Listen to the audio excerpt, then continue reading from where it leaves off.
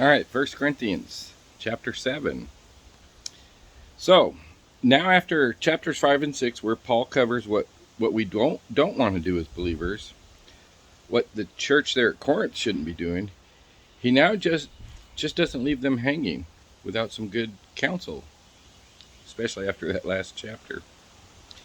So he now begins to give them instruction on marriage and relationships. And we as believers ought to take notice. All right, verse 1 says, "Now concerning the things of which you wrote me, it is good for a man not to touch a woman." Now apparently they wrote him previously about these things. And so he takes the time to address their questions and their concerns.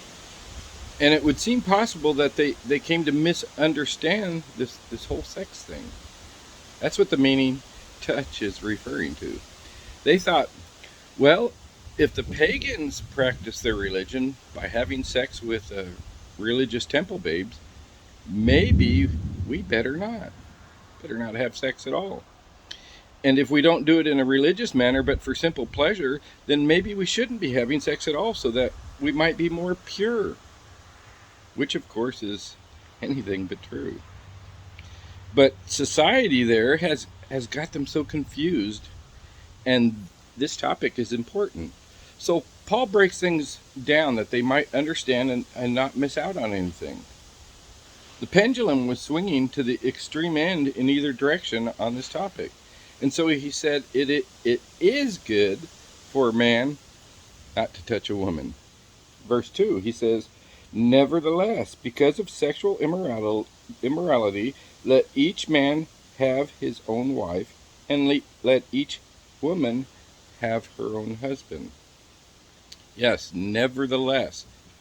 Paul, knowing human nature, the instilled desires and such, how we can misapply them, he says, because of these desires, God-given and God-instilled desires, let everyone enjoy this activity within the bonds of marriage, as God intended.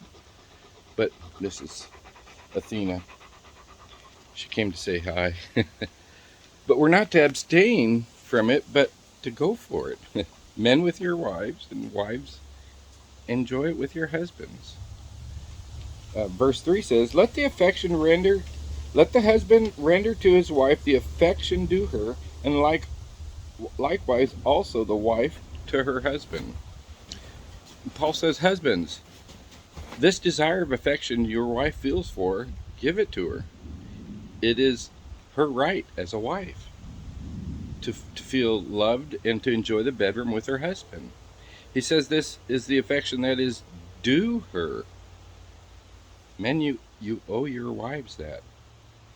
Always be looking for ways to show her that. Don't hold back. Make it a priority.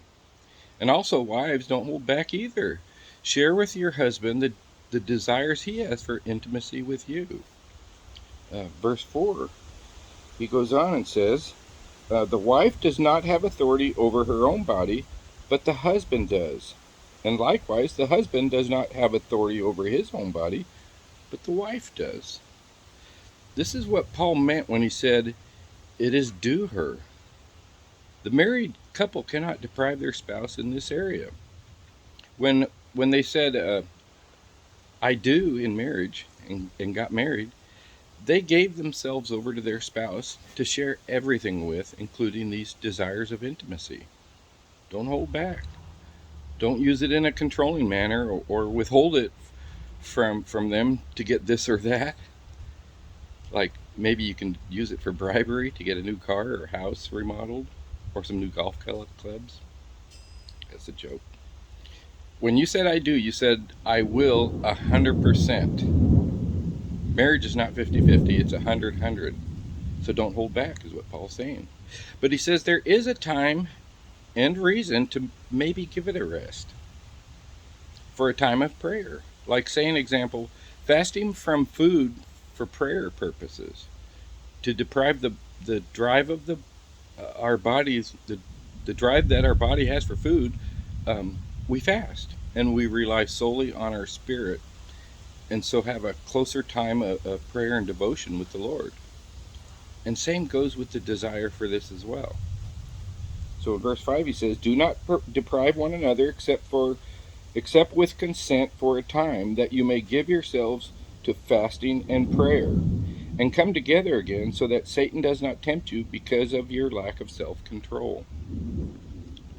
Paul says, do this abstaining only for this purpose, and only for a short period of time, and with the wife or husband's approval. The approval part is important.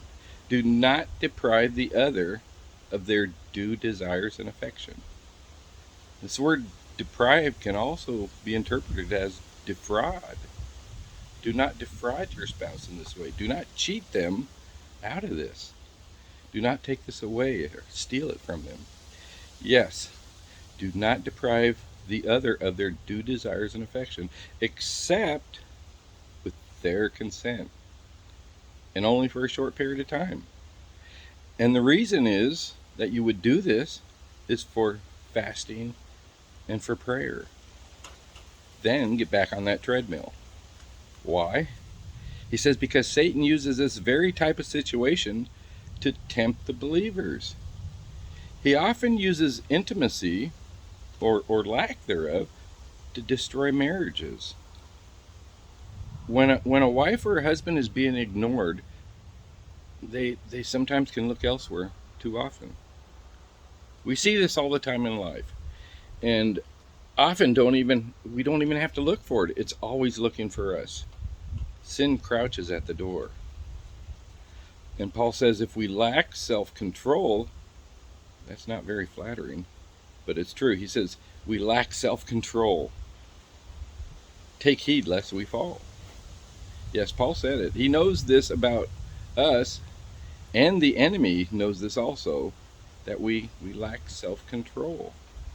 So he says, because of our lack of self-control, only do this for a reason, prayer and fasting, and only for a season, and that you both agree to it. Just don't willy-nilly do it. Verse 6, but I say this as a concession, not as a commandment, for I wish that all men were even as myself. But each one has his own gift from God, one in this manner and another in that. So what Paul just explained about the rules of the bedroom would seem to be a command from God. But the depriving part for prayer purposes, he says, is his own godly advice, not a command. The pleasing the spouse part is a command. The abstaining for prayer is not. But it's a good idea to do if Paul says so in my book. I think maybe the reason is it's not a command is because, first off, we don't see that described or prescribed in Scripture. And the second is, this makes the married couple's relationship an easy target for Satan to step in because of our lack of self-control, as mentioned in verse 5. Satan always shoots for weakness. And when a couple are not close and intimate, they are more vulnerable when they're apart, but less vulnerable when they're together. They're solid. And also, when the wife and husband are intimate and bonded together, they are stronger together. No hidden things in life that could be a problem later. They truly are one. They're open and honest about everything. Now remember when Jesus was confronted with the topic of divorce, as the Pharisees were trying to find fault with him? And they said, why did Moses command a husband to divorce his unfaithful wife? And Jesus told them that they don't understand the Scriptures. He said Moses didn't command this. Moses permitted divorce. And he said the reason was because of the hardness of their hearts. And it's the same here. Paul says it's not a command, but permissive advice.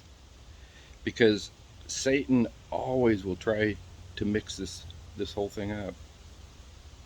God says there is nothing wrong with sex in marriage. And as a matter of fact, he says there is everything right about it. Satan says the opposite. And for some, they have, at times in their lives, before being saved maybe, have had sex outside of marriage, and the guilt is there. And their mind will at times feel that very guilt, that very same guilt. And often later, that feeling of guilt will surface. Even when the couple are happily married, doing what is right, intimacy in the marriage bed, but the mind and maybe some spiritual influence will remind them or confuse them and confuse their feelings at that very moment. And the marriage bed suddenly feels laden with guilt, not love and intimacy. It's tragic. Yes, Satan will say everything to discourage sex within the marriage, and he will try everything to encourage it outside the bedroom, the marriage bedroom. And so Paul continues with his advice here. He says, "But I say to the unmarried and to the widows, it is good for them if they remain even as I. But if they cannot," where am I? Verse 9. "But if they cannot exercise self-control, let them marry. For it is better to marry than to burn with passion." Paul says it is probably going to be easier for widows and those unmarried if they don't get married, because marriage can be hard. He's not saying it is better if they don't get married, but he's saying, think about it, what you're committing to. You've been living alone for a while. Things, decisions, and stuff are pretty simple when it's only you. But in marriage, now you are responsible and have to worry about the desires and the needs of someone else, along with yourself. And then he said it is better to marry than to burn. Many have used this verse to enter into marriage, and sometimes an unhealthy marriage. We better get married because I can't take it any longer. I want you, and I want you now. To marry because you are burning with passion is not why we should marry. What he is saying is that if you are considering marriage and you are getting closer to the other person, closer and closer and closer still, and you start to get that urge to, hey, I can't stand it any longer, I want you and I want you now feeling, he says if you're starting to see that line that might be crossed, you better run, or you better marry. But don't cross that line outside of marriage. He said it is better to get married in that case. It's hard to stay focused on God's calling on your life when you are every day reminded that you do not have the gift of celibacy, and you and your significant other, you really love each other, and you both love the Lord, both equally, and you want to serve Him equally. And get married. Don't burn with passion. And next he goes from his godly, fatherly advice back to a command to married couples. Verse 10, he says, "Now to the married I command, yet not I, but the Lord, a wife is not to depart from her husband." So leaving this spouse should not be an option. But he doesn't leave us hanging with that. He continues in verse 11, "But even if she does depart, let her remain unmarried or be reconciled to her husband. And the husband is not to divorce his wife." If a wife finds herself in this position, the man couldn't keep it in his pants and cheated on her, or if she has escaped an abusive relationship for her safety, she is to remain unmarried, and the husband is not to divorce her. If reconciliation is possible, if the offending spouse has repented and is following the Lord now in life and is no longer behaving in such manners, truly a believer now, and he desires to be reunited, that's the best thing to do in the Lord. Remember, Jesus said, other than for sexual immorality, we are not to divorce. And if a spouse leaves, they are to remain celibate.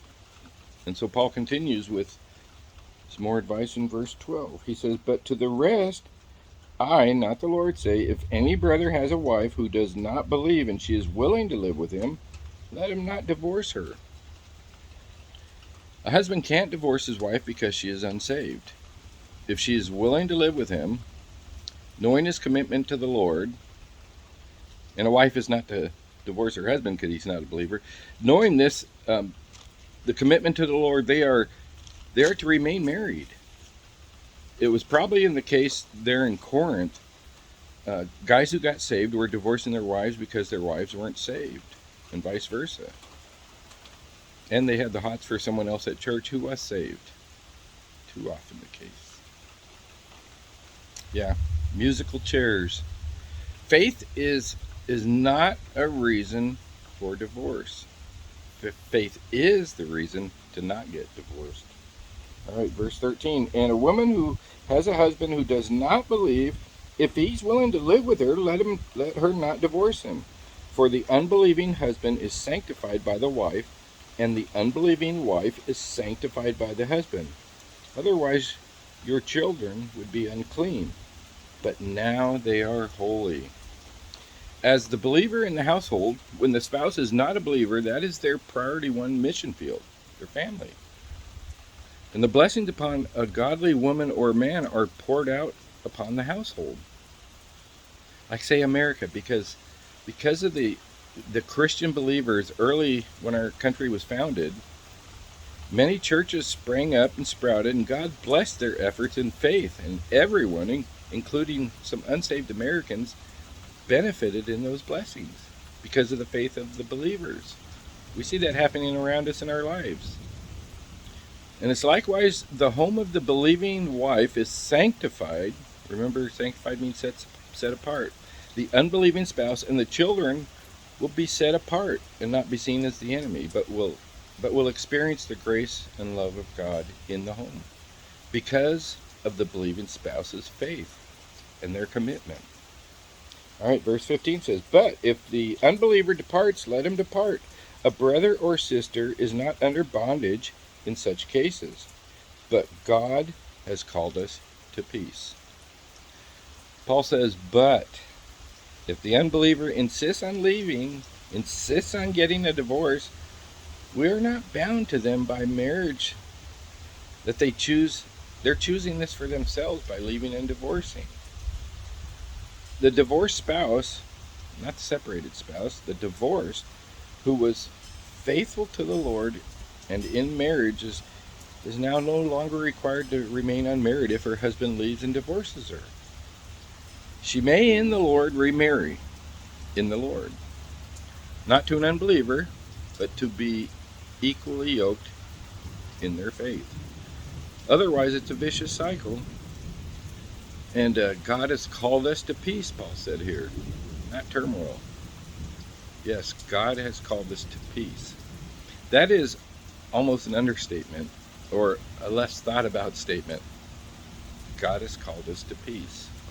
All right, so let's end it here and pick it up in verse 16 next time.